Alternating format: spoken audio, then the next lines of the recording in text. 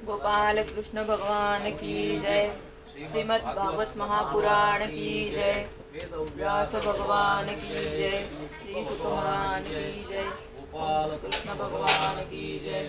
ओम नमो भगवते वासुदेवाय। स्कंद तिसरा, अध्याय 28.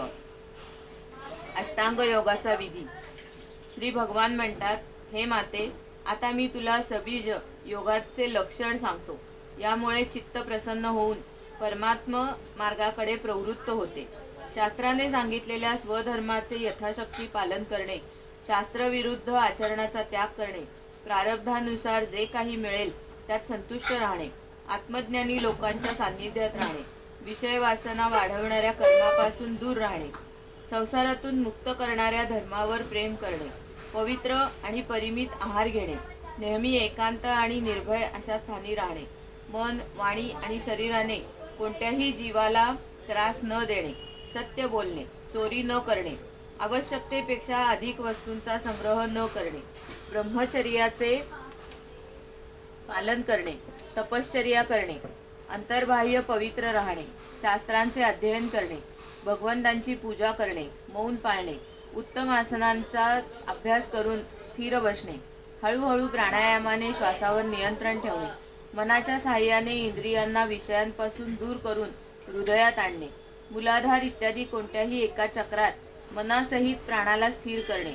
नेहमी भगवंतांच्या लीलांचे चिंतन करणे आणि चित्ताला सम राखणे, तसेच व्रतदानादी दुसऱ्या साधनांनी सुद्धा सावधतेने प्राणांवर नियंत्रण ठेवून बुद्धीच्या द्वारा आपल्या कुमार्गाकडे धावणाऱ्या चित्ताला हळूहळू एकाग्र करून परमात्म्याच्या ध्यानामध्ये लावावे.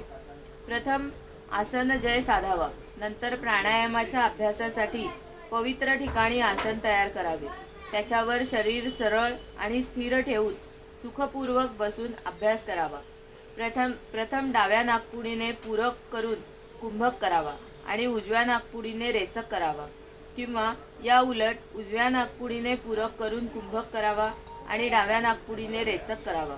यामुळे प्राणमार्ग शुद्ध होऊन चित्त स्थिर आणि निश्चल होईल. जसे वायू आणि अग्नीने तापविलेले सोने आपल्यातील मळ बाहेर काढून टाकते, त्याचप्रमाणे जो योगी प्राणवायूला जिंकतो त्याचे मन अतिशय लवकर शुद्ध होते. म्हणून योग्याने प्राणायामाने वातपित्तादी दोषांना, धारणेने पापाला, प्रत्याहाराने विषयांच्या संबंधाला आणि ध्यानाने भगवत विमुख करणाऱ्या रागद्वेषादी दुर्गुणांना दूर करावे. जेव्हा योगाचा अभ्यास करता करता चित्त निर्मल आणि एकाग्र होईल, तेव्हा नाकाच्या टोकावर दृष्टी स्थिर करून भगवंतांच्या मूर्तीचे असे ध्यान करावे. भगवंतांचे मुखकमल आनंदाने प्रफुल्लित आहे, नेत्र कमलकोशाप्रमाणे लालसर आहेत, शरीर नील कमलदलाप्रमाणे श्यामवर्णाचे आहे. त्यांनी हातामध्ये शंख, चक्र आणि गदा धारण केली आहे. कमलातील केसराप्रमाणे त्यांचे पिवळे रेशमी वस्त्र शोभत आहे. वक्षस्थळावर श्रीवत्स चिन्ह आहे आणि गळ्यामध्ये कौस्तुभमणी झगमगत आहे. वनमाळा पायापर्यंत रुळत आहे. तिच्या चारी बाजूंनी भ्रमर सुगंधाने मोहित होऊन मधुर गुंजारव करीत आहेत. अंगप्रत्यंगावर मौल्यवान हार, कंकणे, किरीट, बाजूबंद आणि नुपूर इत्यादी अलंकार विराजमान आहेत. कमरेला कमरपट्ट्याच्या लढी त्यांची शोभा वाढवित आहेत. भगवंतांचे हृदय कमल हेच त्यांचे आसन आहे. त्यांचे अतिशय दर्शनीय श्यामसुंदर शांत स्वरूप मन व नेत्रांना आनंदित करणारे आहे. त्यांची अत्यंत सुंदर अशी किशोर अवस्था आहे. ते भक्तांच्यावर कृपा करण्यासाठी आतुर झालेले आहेत. मोठी मनोहर मूर्ती आहे. नेहमी सर्व लोकांनी त्यांना वंदन केले आहे. त्यांचे पवित्र यश परम कीर्तनीय आहे आणि ते पुण्यश्लोक भक्तांचेही यश वाढवणारे आहेत. अशा प्रकारे श्री नारायण देवांचे संपूर्ण अंगासहित जोपर्यंत मन तेथून हटत नाही तोपर्यंत ध्यान करावे. भगवंतांच्या सर्व लीला अतिशय दर्शनीय आहेत. म्हणून आपल्या आवडीनुसार उभे असलेले, चालत असलेले, बसलेले, पहुडलेले किंवा अंतःकरणात स्थिर असलेले अशा त्यांच्या स्वरूपाचे विशुद्ध भावयुक्त चित्ताने चिंतन करावे. अशा प्रकारे योग्याची जेव्हा खात्री होईल की भगवत स्वरूप चित्त स्थिर झाले आहे, तेव्हा त्यांच्या सर्व अवयवांमध्ये लागलेल्या चित्ताला विशेष रूपाने एकेका अवयवांमध्ये लावावे. भगवंतांच्या चरणकमलाचे ध्यान करावे. ती वज्र, अंकुश, ध्वज आणि कमल या मंगलचिन्हांनी युक्त आहेत. तसेच ती आपल्या उंच व लाल लाल शोभामय नखचंद्रमंडलाच्या चंद्रिकेने भक्तांच्या हृदयातील अज्ञानरूप घोर अंधकार दूर करतात. ही चरणकमले धुतलेल्या पाण्यापासून जी नद्यांमधील श्रेष्ठ गंगा नदी प्रगट झाली होती, तिचे पवित्र जल मस्तकावर धारण केल्यामुळे श्री महादेव अतिशय मंगलमय झाले. ती ध्यान करणाऱ्यांसाठी पापरूप पर्वतावर सोडलेल्या इंद्राच्या वज्राप्रमाणे आहे. भगवंतांच्या अशा चरणकमलांचे चिरकालपर्यंत चिंतन करावे. भवभयहारी अजन्मा श्रीहरींच्या दोन्ही पिंडऱ्या तसेच गुडघ्यांचे ध्यान करावे. ज्यांना विश्वविधाता ब्रह्मदेवाची माता सुरांनी वंदिलेली कमललोचन लक्ष्मी आपल्या मांड्यांवर ठेवून आपल्या कांतिमान हातरूप पल्लवांनी हळुवारपणे चुरत असते. अळशीच्या फुलाप्रमाणे नीलवर्ण आणि बलवान अशा गरुडाच्या खांद्यावर शोभणाऱ्या भगवंतांच्या मांड्यांचे ध्यान करावे. त्यानंतर ज्यावर सोन्याचा कमरपट्टा शोभत आहे अशा टाचेपर्यंत नेसलेल्या पितांबराने आच्छादित नितंबांचे ध्यान करावे. नंतर जेथून ब्रह्मदेवाला आधारभूत सर्व लोकमय कमळ प्रगट झाले अशा संपूर्ण लोकांचे आश्रयस्थान असलेल्या भगवंतांच्या पोटावर असणाऱ्या नाभी सरोवराचे ध्यान करावे. नंतर प्रभूंच्या श्रेष्ठ अशा पाचूच्या मण्याप्रमाणे असणाऱ्या दोन्ही स्तनांचे चिंतन करावे, जे वक्षस्थळावर असलेल्या शुभ्र मोत्यांच्या हाराच्या किरणांमुळे गौरवर्णाचे दिसतात. यानंतर महालक्ष्मीचे निवासस्थान आणि लोकांचे मन व नेत्रांना आनंद देणाऱ्या पुरुषोत्तम भगवंतांच्या वक्षस्थळांचे ध्यान करावे. मग सर्व लोकांना वंदनीय भगवंतांच्या कौस्तुभ मण्याला सुशोभित करणाऱ्या गळ्याचे चिंतन करावे. समस्त लोकपालांना आश्रयभूत अशा भगवंतांच्या चारी भुजांचे ध्यान करावे, ज्यामध्ये धारण केलेले कंकण इत्यादी अलंकार समुद्रमंथनाच्या वेळी मंदर पर्वताच्या घुसळण्याने अधिकच तेजस्वी झाले आहे. तसेच ज्याचे तेज असह्य आहे त्या सहस्र आर्यांच्या सुदर्शन चक्राचे आणि त्यांच्या करकमळात राजहंसाप्रमाणे विराजमान असणाऱ्या शंखाचे चिंतन करावे. मग प्रभूंच्या शत्रूंच्या रक्ताने माखलेल्या प्रभूंच्या आवडत्या कौमोदकी गदेचे, भ्रमरांच्या गुंजारवाने निनादित वनमालेचे आणि त्यांच्या कंठातील सुशोभित अशा सर्व जीवांच्या निर्मल तत्वरूप कौस्तुभ मण्याचे ध्यान करावे.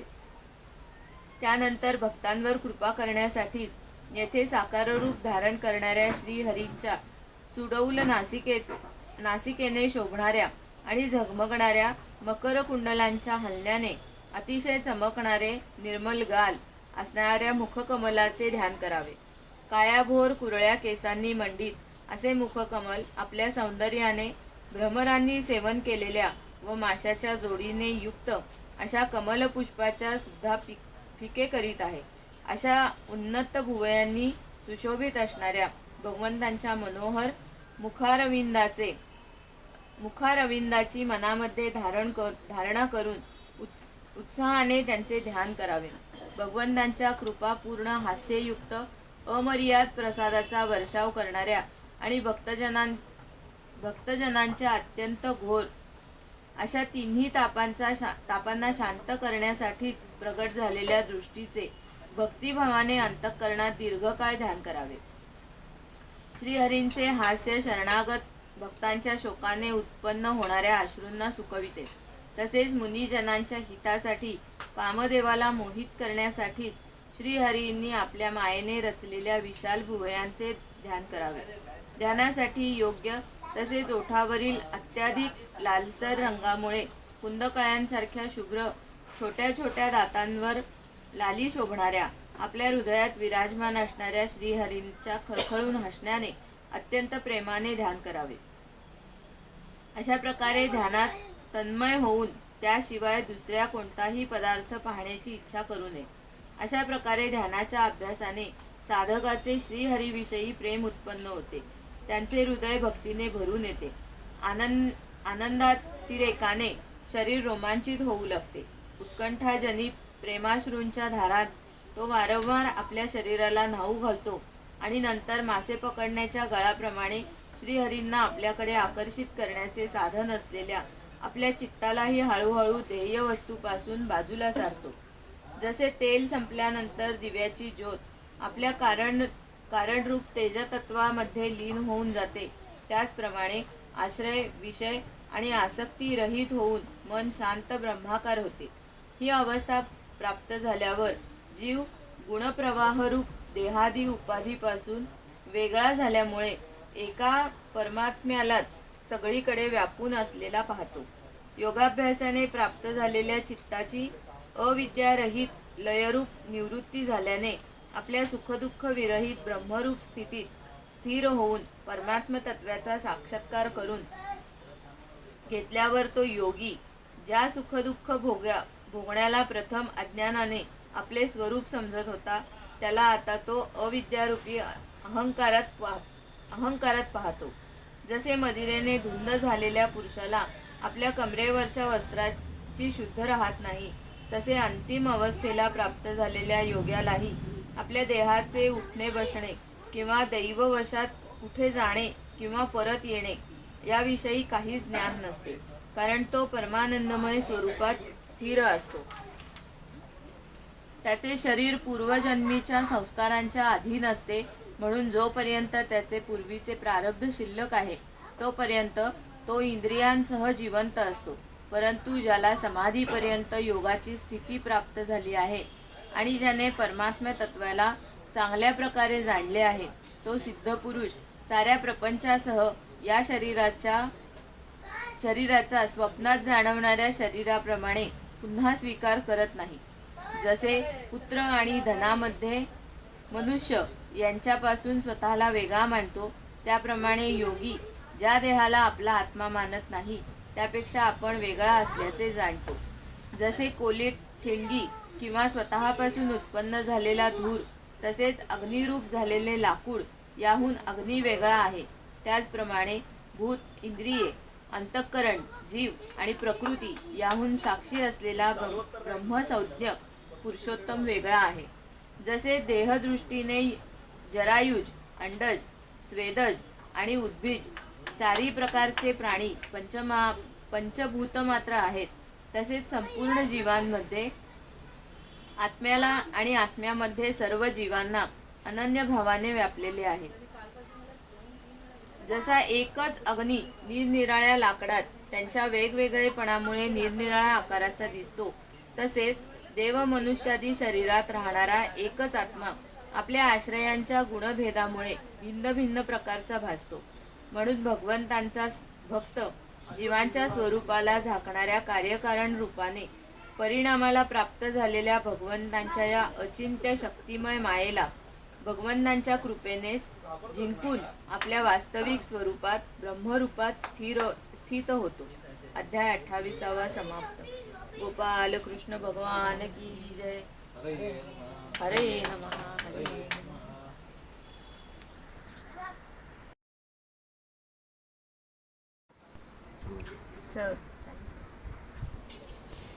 गोपाल कृष्ण भगवान की जय. श्रीमद् भागवत महापुराण की जय. श्री शुक भगवान की जय. श्री शुक भगवान की जय. ओम नमो भगवते वासुदेवाय. भगवान की जय. मोरया. स्कंध 3 अध्याय 29. भक्तीचे मर्म आणि कालाचा महिमा. देवहूतीने विचारले, प्रभो, प्रकृती, पुरुष आणि महत्त्वांचे जे लक्षण सांख्यशास्त्रात सांगितले आहे, तसेच ज्या शास्त्राने त्यांचे वास्तविक स्वरूप वेगवेगळे जाणले जाते आणि भक्तियोग हेच ज्याचे प्रयोजन सांगितले जाते, ते शास्त्र आपण मला कथन केले. आता भक्तियोगाचा मार्ग मला विस्तारपूर्वक सांगावा. हे भगवन, याविषयी जीवाच्या जन्म मरणरूप अनेक प्रकारच्या गतींचे सुद्धा वर्णन करावे, जे ऐकल्यामुळे जीवाला सर्व प्रकारच्या वस्तूंविषयी वैराग्य निर्माण होते. तसेच ज्याच्या भयामुळे लोक शुभकर्मांना प्रवृत्त होतात आणि जो ब्रह्मादिकांहूनही श्रेष्ठ आहे, त्या सर्व समर्थ अशा काळाचे स्वरूपही आपण मला सांगावे. ज्ञानदृष्टी लुप्त झाल्यामुळे देहादी मिथ्या वस्तूंमध्ये ज्यांना आत्माभिमान झाला आहे, तसेच बुद्धी कर्मासक्त राहिल्या कारणाने अत्यंत श्रम घेऊनही जे पुष्कळ काळापासून अपार अंधकारमय अशा संसारात निद्रिस्त झाले आहेत, त्यांना जागविण्यासाठी आपण योगप्रकाशक सूर्यच प्रगट झाला आहात. मैत्रेय म्हणतात, कुरुश्रेष्ठ विदुरा, मातेचे हे मनोहर वचन ऐकून महामुनी कपिलांनी तिची स्तुती केली आणि दयेने कळवळा येऊन अत्यंत प्रसन्नतेने ते तिला म्हणाले. श्री भगवन म्हणाले, हे माते, साधकांच्या भावानुसार भक्तियोग अनेक प्रकारे प्रगट झाला आहे. कारण स्वभाव आणि गुणांच्या भेदामुळे मनुष्याच्या भावनांमध्ये भिन्नता असते. प्राणी व ईश्वर यांच्यात भेद पाहणारा जो क्रोधी पुरुष हृदयात हिंसा, दंभ किंवा मत्सर असा भाव ठेवून माझ्यावर प्रेम करतो, तो माझा तामस भक्त होय. जो पुरुष विषय, यश आणि ऐश्वर्य, कामनेने प्रतिज्ञा इत्यादींमध्ये भेदभाव बाळगून माझे पूजन करतो, तो राजस भक्त होतो. जी व्यक्ती पापांचा क्षय करण्यासाठी किंवा परमात्म्याला अर्पण करण्यासाठी पूजन करणे आपले कर्तव्य समजून भेदबुद्धीने माझे पूजन करतो, तो सात्विक भक्त होय. ज्याप्रमाणे गंगेचा प्रवाह अखंडपणे समुद्राकडे वाहत जातो, त्याचप्रमाणे माझ्या गुणांच्या केवळ श्रवणाने ज्याच्या मनाची वृत्ती तेलाच्या धारेप्रमाणे अखंड सर्वार्थयामी असणाऱ्या माझ्याकडे असते, तसेच पुरुषोत्तम अशा माझ्याबद्दल जे निष्काम आणि अनन्य प्रेम असते, ते निर्गुण भक्तियोगाचे लक्षण सांगितले गेले आहे. असे निष्काम भक्त मी देण्यास तयार असतानाही माझी सेवा सोडून सलोकता, श्राष्टी, समीपता, स्वरूपता आणि सायुज्य भक्ती सुद्धा घेत नाहीत. हाच भक्तियोग परमपुरुषार्थ मानला गेला आहे. याच्या योगाने मनुष्य तिन्ही गुणांना ओलांडून माझ्या स्वरूपाला प्राप्त होतो. निष्काम भावाने श्रद्धापूर्वक आपल्या नित्यनैमित्तिक कर्तव्यांचे पालन करणे, नियमितपणे हिंसारहित, उत्तम शास्त्रविहित उपासना करणे, माझ्या प्रतिमेचे दर्शन, चरणस्पर्श, पूजा, स्तुती आणि वंदन करणे, प्राण्यांच्या मध्ये माझी भावना करणे, धैर्य आणि वैराग्य धारण करणे, महापुरुषांना मान देणे, दीनांवर दया करणे आणि आपल्यासारखी स्थिती असणाऱ्यांबरोबर मित्रत्वाने वागणे, यमनियमांचे पालन, अध्यात्मशास्त्रांचे श्रवण, नामसंकीर्तन, मनाची सरलता, सत्पुरुषांशी सत्संग, अहंकाराचा त्याग या प्रकारे माझ्या भागवत धर्माचे अनुष्ठान करणाऱ्या भक्तांचे चित्त अत्यंत शुद्ध होऊन माझ्या गुणांच्या केवळ श्रवणाने अनायासे माझ्याकडे लागते. ज्याप्रमाणे वाऱ्याने उडून जाणारा वास आपला आश्रय असलेल्या फुलातून नाकापर्यंत पोचतो, त्याचप्रमाणे भक्तियोगात तत्पर आणि रागद्वेषादी विकाररहित चित्त परमात्म्याकडेच ओढ घेते. मी आत्मरूपाने सर्व जीवांमध्ये राहतो. त्या मज परमात्म्याचा अनादर करून जे प्रतिमारूपच माझी पूजा करतात, त्यांची ती पूजा म्हणजे केवळ देखावा होय. सर्व भूतमात्रांमध्ये स्थित सर्वांचा आत्मा परमेश्वर अशा माझी मूर्खपणाने उपेक्षा करून केवळ प्रतिमा पूजनातच जो घडलेला असतो, तो जणू अग्नी सोडून भस्मामध्येच हवन करतो. जो भेदबुद्धीने राहणारा अहंकारी मनुष्य दुसऱ्या जीवांशी वैर करतो आणि अशा प्रकारे त्यांच्या शरीरात असणाऱ्या माझाच द्वेष करतो, त्याच्या मनाला कधीच शांती मिळत नाही. हे माते, जो दुसऱ्या जीवांचा अपमान करतो आणि श्रेष्ठ कनिष्ठ पदार्थांनी माझ्या मूर्तीचे पूजन करतो, त्याच्यावर मी प्रसन्न होत नाही. मनुष्याने आपल्या धर्माचे अनुष्ठान करीत तोपर्यंतच मज ईश्वराची प्रतिमा आदीमध्ये पूजा करीत राहावे, जोपर्यंत त्याला आपल्या हृदयात तसेच संपूर्ण प्राणात स्थित असलेल्या परमात्म्याचा अनुभव येत नाही. जी व्यक्ती आत्मा आणि परमात्मा यांच्यामध्ये थोडे सुद्धा अंतर आहे असे समजते, त्या भेददर्शी व्यक्तीला मी मृत्यूरूप मोठे भय उत्पन्न करतो.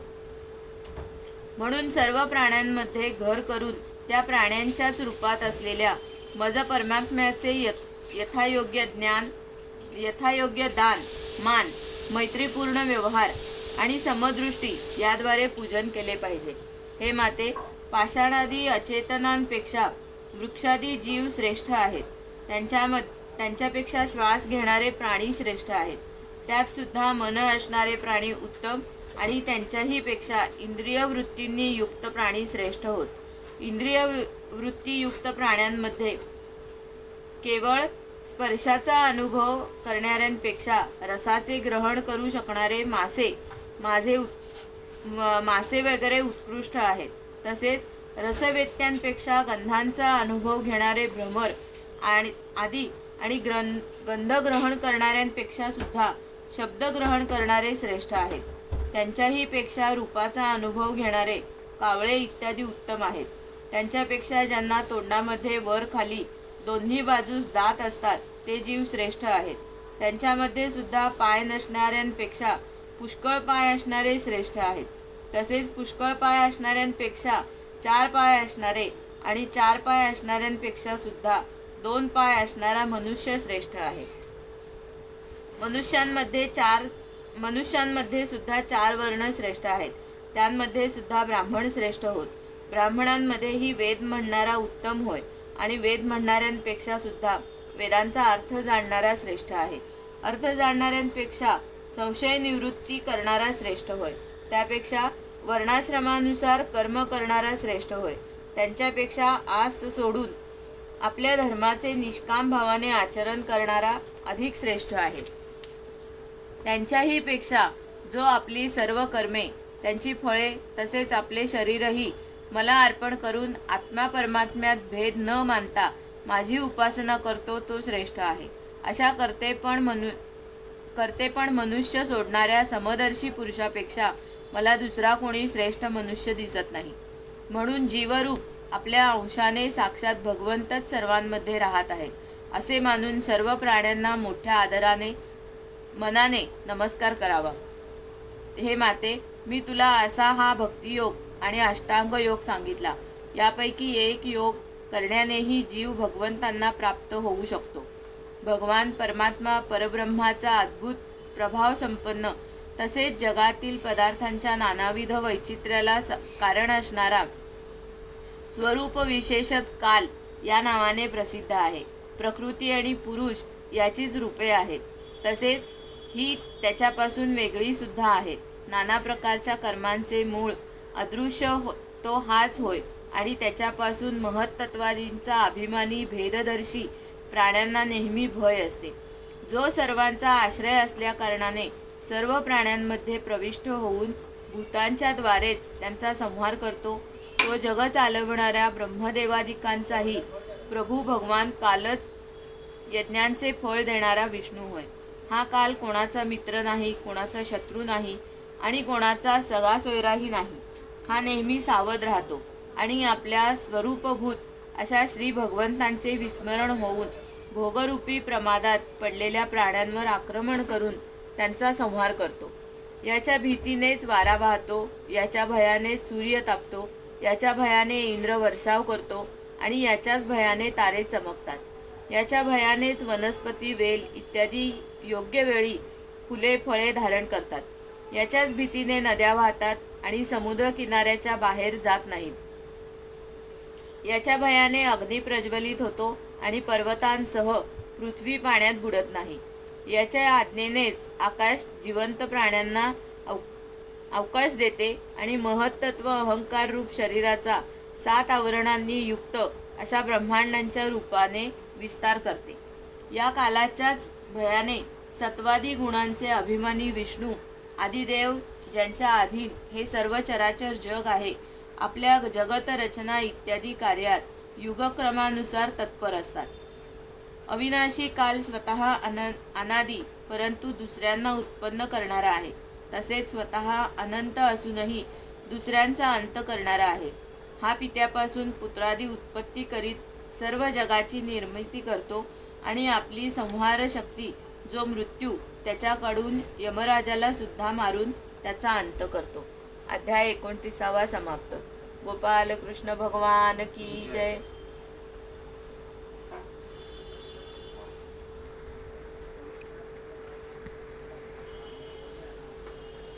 गोपाल कृष्ण भगवान की जय. गोस्कंद 3 अध्याय 30. देहासक्त पुरुषांच्या अधोगतीचे वर्णन. श्री कपिल देव म्हणतात, जसा वाऱ्याने उडून जाणारा मेघांचा समूह त्याची ताकद जाणत नाही, त्याचप्रमाणे हा जीव सुद्धा बलवान काळाच्या प्रेरणेने निरनिराळ्या अवस्था व योगींमध्ये भ्रमण करीत राहतो, परंतु त्याचा महान पराक्रम जाणत नाही. जीव सुखाच्या अभिलाषेने ज्या ज्या वस्तू मोठ्या कष्टाने मिळवतो त्या त्या भगवान काल नष्ट करतो, त्यामुळे त्याला अत्यंत दुःख होते. याचे कारण हेच आहे की हा मंदमती जीव मोहामुळे आपले हे नाशवान शरीर व त्याच्याशी संबंधित घर, शेत, धन इत्यादी नित्य आहे असे मानतो. या संसारात हा जीव ज्या ज्या योनीत जन्म घेतो त्यातच आनंद मानू लागतो आणि त्यापासून विरक्त होत नाही. हा भगवंतांच्या मायेने असा मोहित होतो की कर्माप्रमाणे नरकातल्या योनींमध्ये जन्म घेऊनही तेथील विष्ठा आदी तुच्छ भोगांमध्येच सुख मानल्या कारणाने ती योनी सोडू इच्छित नाही. हा मूर्ख आपले शरीर, स्त्री, पुत्र, गृह, पशु, धन आणि बांधवांमध्ये आसक्त होऊन त्यांच्या संबंधात अनेक प्रकारचे मनोरथ करीत स्वतःला मोठा भाग्यशील समजतो. त्याच्या पालनपोषणाच्या चिंतेने याचे संपूर्ण अंग काळजीने जळत असते. तरी दुर्वासनांमुळे हृदय दूषित झाल्या कारणाने हा मूर्ख नेहमी यांच्यासाठी निरनिराळी पापे करीत राहतो. उलटा स्त्रियांनाही एकांतात दाखविलेल्या कपटपूर्ण प्रेमामुळे आणि मुलांशी गोडगोड गोष्टी बोलण्यात मन आणि इंद्रिये गुंतल्याने गृहस्थ घरातील दुःखप्रधान तुच्छ कर्मांमध्ये लिप्त होऊन जातो. त्यावेळी सावध होऊन जर त्याला एखाद्या दुःखाचा प्रतिकार करण्यात यश मिळाले तर तो त्यालाच सुखासारखे मानतो. इथून तिथून भयानक हिंसावृत्तीने धनाचा संचय करून अशा लोकांचे पोषण करतो की ज्यांचे पोषण करण्यामुळे हा नरकात जातो. स्वतः तर त्यांच्या खाण्यापिण्यातून उरलेले अन्न खाऊनच राहतो. वारंवार प्रयत्न करूनही जेव्हा याची उपजीविका चालत नाही तेव्हा हा लोभाने अधीर होऊन दुसऱ्याच्या धनाची इच्छा करू लागतो. जेव्हा दुर्दैवाने याचे कोणतेही प्रयत्न सफल होत नाहीत आणि हा मंदबुद्धी निर्धन होऊन कुटुंबांचे भरणपोषण करण्यास असमर्थ होतो, तेव्हा अत्यंत दीन आणि चिंतातूर होऊन दीर्घ सुस्कारे सोडू लागतो. हा आपले पालनपोषण करण्यास असमर्थ आहे असे पाहून ते स्त्री पुत्रादी याचा पहिल्यासारखा आदर करीत नाहीत. जसे कंजूस शेतकरी म्हाताऱ्या बैलांची उपेक्षा करतात, एवढे होऊनही त्याला वैराग्य येत नाही. ज्यांचे याने स्वतः पालन केले होते तेच आता याचे पालन करतात. वृद्धावस्था आल्या कारणाने हा कुरूप होतो, शरीर रोगी बनते, जठराग्नी मंद होतो, भोजन आणि पुरुषार्थ दोन्हीही कमी होतात. तो मरणोन्मुख अवस्थेत घरी पडून राहतो आणि कुत्र्याप्रमाणे स्त्री पुत्रादिकांनी अपमानपूर्वक दिलेले अन्न खाऊन उदरनिर्वाह करतो. मृत्यू समय जवळ आल्या कारणाने वाताचे उत्क्रमण होऊन डोळ्यांची बुबुळे बाहेर येतात. श्वासनलिका कफामुळे चोंदून जाते. खोकताना आणि श्वासोच्छ्वास करताना याला मोठे कष्ट होतात. तसेच कफ वाढल्याने कंठामध्ये घरघर होऊ लागते. शोकाकुल नातलगांनी घेरलेला हा पडून राहतो आणि मृत्यूपाशात बांधला गेल्याने त्यांनी बोलावूनही काही बोलत नाही. अशा प्रकारे जो मूर्ख मनुष्य इंद्रियांवर विजय न मिळवता नेहमी कुटुंबाचे पालनपोषण करण्यात व्यग्र राहतो, तो रडणाऱ्या स्वजनांमध्ये अत्यंत वेदनांनी बेशुद्ध होऊन मृत्यूला प्राप्त होतो. यावेळी त्याला नेण्यासाठी अतिभयंकर आणि रागाने डोळे लाल झालेले जे 2 यमदूत येतात, त्यांना बघून हा भयाने मलमूत्र त्याग करू लागतो. ते यमदूत त्याला यातना देहात टाकतात आणि नंतर शिपाई एखाद्या अपराध्याला घेऊन जातात त्याप्रमाणे त्याच्या गळ्यात दोरी बांधून बळजबरीने यमलोकीचा दीर्घ सफरीवर त्याला घेऊन जातात. त्यांच्या दरडवण्याने याचे हृदय विदीर्ण होते आणि शरीर थरथरा कापू लागते. वाटेत कुत्री यांचे लचके तोडतात. त्यावेळी आपण केलेल्या पापांचे स्मरण करून तो व्याकुळ होतो. तहान भुकेने तो व्याकुळ होतो. तसेच घाम, आगीचा वणवा व गरम वाऱ्याची झळ यामुळे तो तप्त होऊन जातो. पाणी नाही, विश्रांती नाही, अशा स्थितीत तो तापलेल्या वाळूच्या मार्गातून जात असता एक पाऊलही पुढे टाकण्याची त्याला शक्ती नसते. यमदूत त्याच्या पाठीवर चाबकाचे फटकारे मारतात तेव्हा मोठ्या कष्टाने तो चालू लागतो. तो ठिकठिकाणी जमिनीवर पडतो, त्याला मूर्छा येते, तरतरी आल्यावर तो पुन्हा उठतो. अशा प्रकारे अतिशय दुःखमय अंधाऱ्या मार्गाने यमदूत त्याला यमपुरी घेऊन जातात. यमलोकाकडे जाणारा मार्ग 99,000 योजने आहे. इतका लांबचा मार्ग 5-10 घटकात चालत जाऊन तो नरकातील अनेक प्रकारच्या यातना भोगतो. तेथे त्याच्या शरीराला धगधगत्या आगीत टाकून जाळले जाते. कधी स्वतः तर कधी दुसऱ्यांनी त्याचे तुकडे तुकडे करून त्यांचे मांस त्याला खाऊ घातले जाते. यमपुरीतील कुत्री, अगर, गिधाडे यांच्याकडून जिवंतपणीच त्याची आतडी बाहेर खेचली जातात. साप, विंचू आणि डास अशा चावणाऱ्या किंवा डंख मारणाऱ्या जीवांकडून त्याला पीडित केले जाते. शरीर कापून त्याचे तुकडे तुकडे केले जातात. त्याला हत्तीकडून तुडविले जाते. पर्वत शिखरांवरून खाली ढकलले जाते किंवा पाणी आणि खड्ड्यात टाकून त्याला बुजवून टाकले जाते.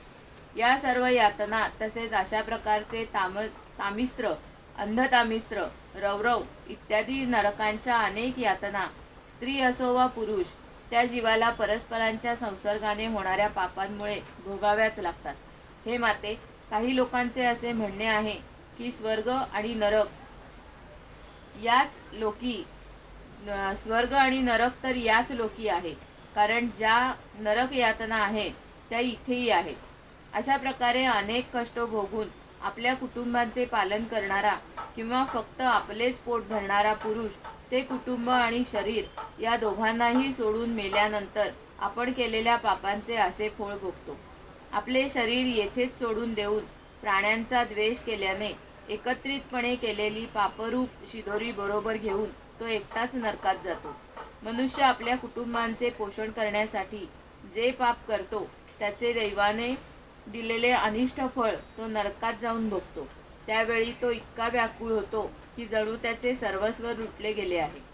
जो मनुष्य फक्त पापकर्मे करूनच आपल्या कुटुंबांचे पालन पोषण करण्यात व्यस्त होतो तो नरकांमधील सर्वात कष्टप्रद स्थान असलेल्या अंधतामिस्त्र नरकात जातो. मनुष्य जन्म मिळण्यापूर्वी जितक्या यातना भोगाव्या लागतात तसेच डुक्कर, कुत्रा इत्यादी योनींमध्ये जितके कष्ट आहेत ते सर्व क्रमाक्रमाने भोगून शुद्ध झाल्यानंतर सुद्धा पुन्हा मनुष्य योनीमध्ये त्याचा जन्म होतो. अध्याय 30 समाप्त. गोपाल कृष्ण भगवान की जय. हरे नमः. हरे नमः.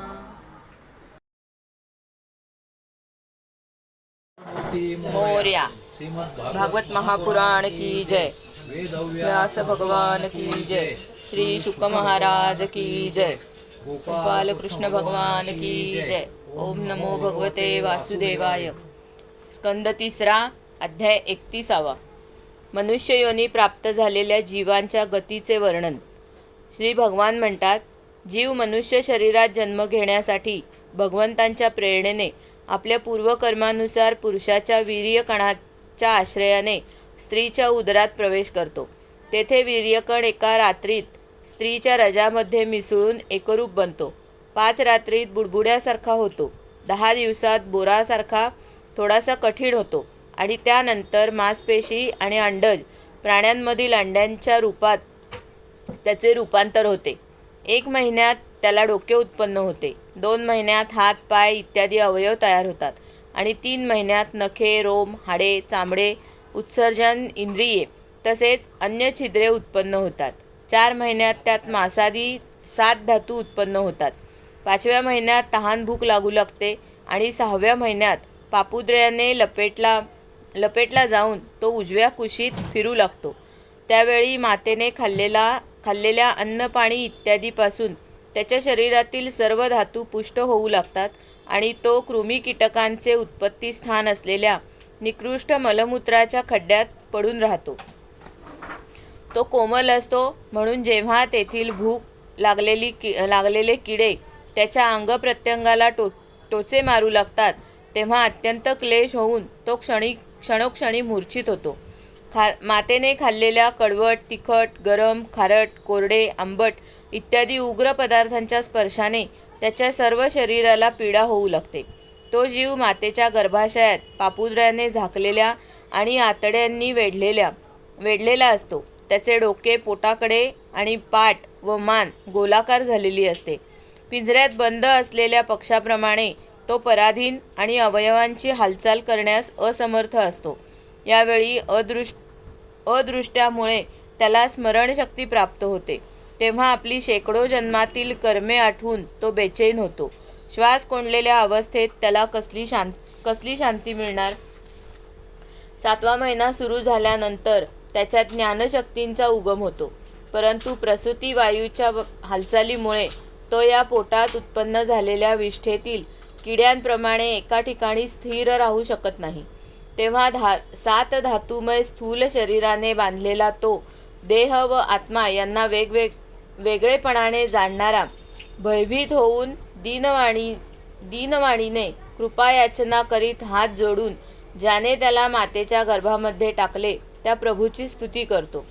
जीव म्हणतो, मी मोठाच अधम आहे. भगवंतांनी मला जी ही गती दाखवली ती योग्यच आहे. ते आपल्याला शरण आलेल्या या नश्वर जगताचे रक्षण करण्यासाठीच अनेक प्रकारची रूपे धारण करतात. म्हणून मी सुद्धा भूतलावर वावरणाऱ्या त्यांच्या निर्भय चरणांना शरण आलो आहे. जो या मातेच्या उदरात देह, इंद्रिये आणि अंतःकरण रूप मायेचा आश्रय घेऊन पुण्य पापरूप कर्मांनी आच्छादित राहिल्या कारणाने बद्ध असल्यासारखा वाटतो, तोच मी आपल्या संतप्त हृदयामध्ये स्फुरित होणाऱ्या त्या विशुद्ध, अविकारी आणि अखंड बोधस्वरूप परमात्म्याला नमस्कार करतो. जो शरीरापासून वेगळा असूनही पंचभूतात्मक शरीराने बद्ध दिसतो आणि म्हणून इंद्रिये, गुण, शब्दादी, विषय आणि अहंकार रूप असा जाणवतो, तोच मी या शरीरादी आवरणाने ज्याचा महिमा कुंठित झाला नाही अशा प्रकृती आणि पुरुषाचा श्रेष्ठ नियंता असणाऱ्या सर्वज्ञ अशा परमपुरुषाला वंदन करतो. त्याच्याच मायेने आपल्या स्वरूपाची स्मृती नाहीशी झाल्या कारणाने अनेक प्रकारच्या सत्वादी गुण आणि कर्माच्या बंधनांनी युक्त अशा संसार मार्गावर निरनिराळे कष्ट झेलीत जो जीव भटकत राहतो, त्याला त्या परमपुरुष परमात्म्याच्या कृपेविना आणखी कोणत्या मार्गाने आपल्या स्वरूपाचे ज्ञान होऊ शकेल बरे?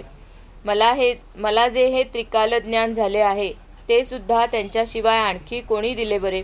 कारण स्थावर जंगम सर्व प्राण्यांच्या अंतर्यामी तेच अंशरूपाने आहेत. म्हणून कर्मजनित जीवरूप धारण करणारे आम्ही त्रिविध तापांच्या शांतीसाठी त्यांचेच भजन करीत आहोत. हा देहधारी जीव दुसऱ्या देहाच्या पोटातील मलमूत्र आणि रक्ताच्या कुंडात पडलेला आहे. त्या देहातील जठराग्नीने याचे शरीर पोळत आहे. त्यातून बाहेर पडण्याची इच्छा असणारा हा आपले महिने मोजीत आहे. भगवान, आता या दीन जीवाला येथून आपण केव्हा बाहेर काढणार? स्वामी, आपण फार दयाळू आहात. आपल्यासारख्या उदार प्रभूनेच या 10 महिन्यांच्या जीवाला असे उत्कृष्ट ज्ञान दिले आहे. दीनबंधो, या आपण केलेल्या उपकारानेच आपण प्रसन्न व्हा. कारण कोणीही आपल्याला हात जोडण्याखेरीज दुसऱ्या कशाने या उपकाराची परतफेड करू शकेल? संसारातील हे पशुपक्षी इत्यादी अन्नजीव तर आपल्या मूढ बुद्धीनुसार आपल्या शरीराला होणाऱ्या सुखदुःखांचा अनुभव घेतात.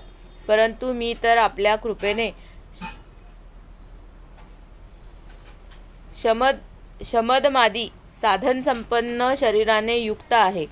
म्हणून आपण दिलेल्या विवेकी बुद्धीने पुराणपुरुषाचा आपल्या शरीराच्या आत बाहेर अहंकारयुक्त आत्म्याप्रमाणे प्रत्यक्ष अनुभव घेत आहे. भगवन, अत्यंत दुःखाने भरलेल्या या गर्भाशयात मी मोठ्या कष्टानेच राहत आहे. तरीसुद्धा यातून बाहेर निघून संसाररूप अंधाऱ्या विहिरीत पडण्याची माझी इच्छा नाही. कारण तेथे जाणाऱ्या जीवाला आपली माया वेढून टाकते, ज्यामुळे त्याच्या शरीरात अहंबुद्धी निर्माण होते आणि परिणामतः त्याला पुन्हा या संसार चक्रात पडावे लागते. म्हणून मी व्याकुळता टाकून देऊन हृदयामध्ये भगवान श्री विष्णूंचे चरण स्थापन करून आपल्या बुद्धीच्या सहाय्याने स्वतःचा अगदी लवकरच या संसारातून उद्धार करून घेईन, ज्यामुळे मला अनेक प्रकारच्या दोषांनी युक्त असे हे संसार दुःख पुन्हा प्राप्त न हो. कपिल देव म्हणतात, तो 10 महिन्यांचा जीव गर्भातच जेव्हा अशा प्रकारे विवेकसंपन्न होऊन भगवंतांची स्तुती करतो, तेव्हा त्या अधोमुख बालकाला प्रसूतीचे कारण वायू तत्काळ बाहेर येण्यासाठी ढकलून देतो.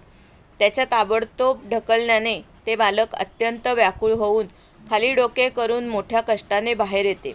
त्यावेळी त्याची श्वासाची गती थांबते आणि त्याची पूर्वस्मृती नष्ट होते. मातेच्या रक्त आणि मूत्रात जमिनीवर पडलेले ते बालक विष्ठेतील किड्याप्रमाणे तडफडते. त्याचे गर्भवासाच्या वेळेचे सर्व ज्ञान नष्ट होते आणि ते देहाभिमानरूप अज्ञानदशा प्राप्त होऊन वारंवार जोरजोराने रडू लागते. नंतर जे लोक त्याचा मनोदय समजू शकत नाहीत, त्यांच्याद्वारा त्याचे पालनपोषण होते. अशा अवस्थेत त्याला जी प्रतिकूलता प्राप्त होते, तिचा निषेध करण्याची शक्तीसुद्धा त्याच्यात असत नाही. जेव्हा त्या शिशु अवस्थेतील जीवाला मळकट बाजेवर झोपवले जाते, जेथे ढेकूळ इत्यादी स्वदेज जीव चिकटलेले असतात, तेव्हा त्या शरीराला खाजविणे, उठून बसणे किंवा कुशी बदलण्याचे सामर्थ्य नसल्याने फार कष्ट होतात. त्याची त्वचा अतिशय कोमल असते. त्याला डास चिकटले, चिलटे आणि ढेकूण असे चावतात की जसे मोठे किडे लहान किड्याला. अशा वेळी त्याचे गर्भावस्थेतील सर्व ज्ञान नाहीसे होते आणि ते रडण्याखेरीज दुसरे काही करू शकत नाही. अशा प्रकारे कुमार आणि पौगंड अवस्थेतील दुःख भोगून ते बालक युवावस्थेत पोचते. यावेळी त्याला इच्छित भोग मिळाले नाहीत तर अज्ञानाने ते क्रुद्ध होऊन शोकाकुलही होते. देहाबरोबरच अभिमान आणि क्रोध वाढल्या कारणाने कामाच्या अधीन झालेला तो जीव आपलाच नाश करण्यासाठी दुसऱ्या कामी पुरुषांशी वैर करतो. खोटी बुद्धी धारण करणारा तो अज्ञानी जीव पंचमहाभूतांनी तयार केलेल्या या देहात चुकीच्या समजुतीने नेहमी मी, माझे असा अभिमान धरू लागतो. जे शरीर याला वृद्धावस्था इत्यादी अनेक प्रकारचे कष्ट देते, तसेच अविद्या आणि कर्म यांनी बद्ध झाले असल्याकारणाने याचा पिच्छा सोडत नाही. त्याच्यासाठी ही निरनिराळी कर्मे करीत राहतो, ज्याच्या बंधनामुळे याला वारंवार संसार चक्रात पडावे लागते.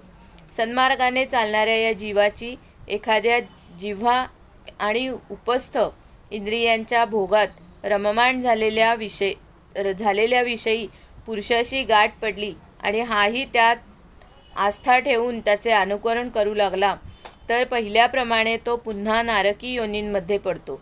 ज्यांच्या संततीमुळे सत्य, अंतर्बाह्य पवित्रता, दया, वाणीचा संयम, बुद्धी, धनसंपत्ती, लज्जा, यश, क्षमा, मन आणि इंद्रियांचा संयम, ऐश्वर्य इत्यादी सर्व सद्गुण नष्ट होतात. म्हणून त्या अत्यंत शोचनीय स्त्रियांच्या हातातील बाहुले बनलेल्या अशात मूर्ख आणि आत्मघात करणाऱ्या असत्पुरुषांची संगत कधीच करू नये. कारण या जीवाला जसे स्त्री आणि स्त्रियांच्या संगतीत राहणाऱ्यांशी संगत केल्याने मोह आणि बंधन प्राप्त होते, असे अन्य कोणाचीही संगत केल्याने होत नाही. एकदा आपली कन्या सरस्वतीला पाहून ब्रह्मदेव सुद्धा तिच्या रूपलावण्यावर मोहित झाले होते आणि ती हरिणी होऊन पळत असताना तिच्या मागे निर्लज्जपणे हरिण होऊन पळू लागले. त्याच ब्रह्मदेवांनी मरीची इत्यादी प्रजापतींची, तसेच मरीची इत्यादींनी कश्यप आदी आणि कश्यप आदींनी देव मनुष्यादी प्राण्यांची सृष्टी केली. म्हणून यापैकी एकमेव ऋषीप्रवर नारायण सोडून असा कोणता पुरुष आहे की ज्याची बुद्धी स्त्रीरूपी मायेने मोहित होत नाही. अहो, माझ्या या स्त्रीरूपी मायेचे सामर्थ्य तर पहा, जी आपल्या नेत्रकटाक्षाने मोठमोठ्या दिग्विजयी वीरांना पायदळी तुडवते. जो पुरुष योगाच्या उच्च पदावर आरूढ होऊ इच्छितो किंवा ज्याला माझ्या सेवेच्या प्रभावाने आत्मा अनात्माचा विवेक उत्पन्न झाला आहे, त्याने स्त्रियांचा संग कधीही करू नये. कारण स्त्रियांना अशा पुरुषांसाठी नरकाचे उघडलेले दार म्हटले जाते. भगवंतांनी रचलेली ही स्त्रीरूपिणी माया जेव्हा हळूहळू कोणत्याही निमित्ताने जवळ येते, तेव्हा तिला गवताने झाकलेल्या विहिरीप्रमाणे आपला मृत्यूच समजले पाहिजे. स्त्रीमध्ये आसक्त राहिल्या कारणाने, तसेच अंतसमयी स्त्रीचे चिंतन राहिल्याने जीवाला स्त्री योनी प्राप्त होते. अशा प्रकारे स्त्री योनीला प्राप्त झालेला जीव पुरुष रूपात असलेल्या माझ्या मायेला धन, पुत्र, घर इत्यादी देणारा असला पती मानतो. अशा रीतीने जसे शिकाऱ्याचे गाणे हरणीच्या नाशाला कारणीभूत होते, त्याचप्रमाणे स्त्रीने त्या पुत्र, पती, गृह इत्यादींना विधात्याने आपल्यासाठी निश्चित केलेला मृत्यूच समजावा. जीवाचा उपाधी असणाऱ्या लिंगदेहाने जीव एका लोकातून दुसऱ्या लोकात जातो आणि आपल्या प्रारब्ध कर्मांना भोगीत निरंतर दुसऱ्या देहाच्या प्राप्तीसाठी दुसरी कर्मे करीत राहतो. जीवांचे भूत, इंद्रिये, मनरूप लिंग शरीर यांच्या समवेत राहते. तसेच कार्यरूप स्थूल शरीर त्याच्या भोगाचे अधिष्ठान आहे. या दोघांनी एकमेकांशी संघटित होऊन कार्य न करणे हाच प्राण्याचा मृत्यू आहे आणि दोघांनी बरोबर प्रगट होणे यालाच जन्म म्हणतात. पदार्थांच्या उत्पत्तीचे स्थान असणाऱ्या या स्थूल शरीरात जेव्हा ते ग्रहण करण्याची योग्यता राहत नाही, ते त्याचे मरण होय आणि हे स्थूल शरीर म्हणजेच मी आहे अशा अभिमानाने त्याला पाहणे हाच त्याचा जन्म होय. एखाद्या दोषामुळे जेव्हा डोळ्यांमध्ये रूप इत्यादी पाहण्याची योग्यता असत नाही, तेव्हा त्यात राहणारे चक्षु इंद्रिय सुद्धा रूप पाहण्यास असमर्थ होते आणि जेव्हा डोळे आणि त्यात राहणारे इंद्रिय दोघेही रूप पाहण्यास असमर्थ होतात, तेव्हा या दोघांचा साक्षी असलेला जीव यामध्ये सुद्धा ती योग्यता राहत नाही. म्हणून मुमुक्षु पुरुषाला मरणाची भीती, दीनता किंवा मोह असता कामा नये. त्याने जीवांचे स्वरूप जाणून धैर्यपूर्वक निस्संग भावाने येथील व्यवहार करावे. तसेच या मायामय संसारात योग वैराग्याने युक्त असणारी सम्यक ज्ञानमय बुद्धीने शरीर ही ठेव समजून त्याच्याबद्दल अनासक्त राहून व्यवहार करावे. अध्याय 31 समाप्त. गोपाल कृष्ण भगवान की जय. हरे नमः हरे नमः हरे नमः.